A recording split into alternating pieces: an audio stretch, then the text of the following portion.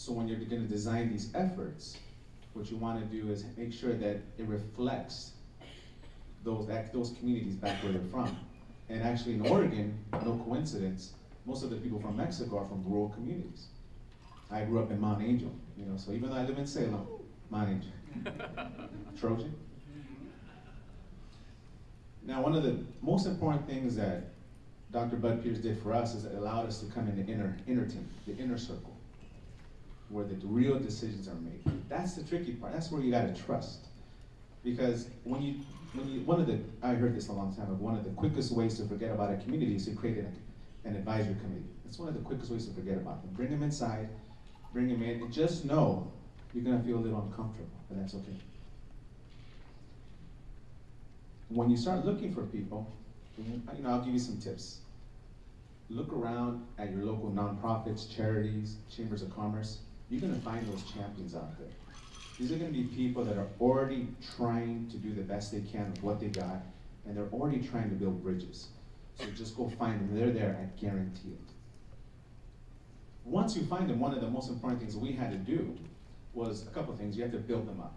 What do I mean by building them up? One is educating them on what your role, if you're going to run for office, what areas actually has an influence on, what kind of policies you're going to affect. Because when someone, I mean, most of us can't really properly describe what every politician does and what role. So when you're bringing people in, make sure you educate them. And once you do that, listen to them about what they see in their community, and then try to bridge that gap. Because what's going to happen is, you're going to have to be there for them morally, because they might be attacked themselves. And if they don't know how to properly respond, then you risk losing them, and then you have high turnover on your volunteers. Once you have your team, you're going to have to create a process. And during most of these, everybody's busy. Everybody's busy, and one of the hardest things to do is how do you deal with things that are evolving so quickly. Some of these issues that happen locally and nationally that land in our lap. So what you have to do is create a system, a process internally to deal with it. And sometimes what we would do is, if something came on board, we'd send out an email, we'd all have discussion, and we do this very fast. That way, at least when there was a response, everybody had an opportunity to participate.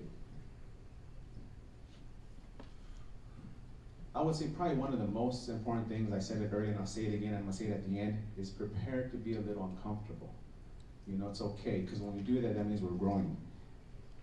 And just give you some quick tips is, most of the times, one of the first things we do is we try to reach out to some of our local businesses. And in a lot of our communities, all you'll see as far as diversity, as far as business owners, are restaurants. Those are a good place to start. But for example, in Salem, the state of Oregon reports there's 1,700 Latino-owned businesses, but there's really only about 100 doors. So if you're gonna reach these business owners, these small business owners that hold those conservative values, you're gonna have to do it through community outreach. You have to get in, get out a little bit out of your own comfort zone, and go meet people where they're at. The first business owner that we approached about meeting with Bud, it took a 45-minute conversation with him to open up his mind, open up his heart for this opportunity.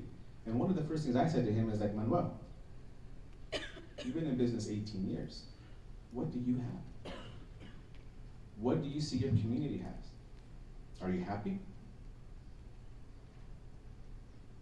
He couldn't answer that. I mean, he could, but he didn't want to say.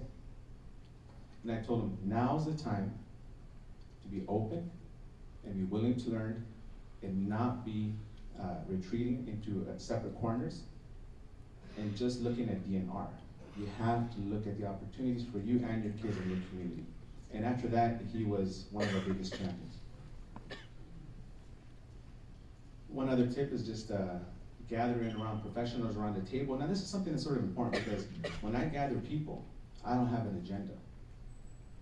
They're asking me, Jose, what do I say? And I say, you say what's in your heart. It's not for me to decide. So what we try to do is we try to bring people together and let them get to know each other, let them build trust, and let them decide the agenda. And believe me, that's where the magic happens, and that's where we found a lot in common with a lot of the local business owners and a lot of what Dr. Bud Pierce had as far as his values. And I always end this, I'm always gonna end with this, is just prepare to be uncomfortable. And this next video, I think we're gonna show a video next. No. Prepare to be uncomfortable. It's, and believe me, once you come out of this, you'll be happy you did. Thank you very much.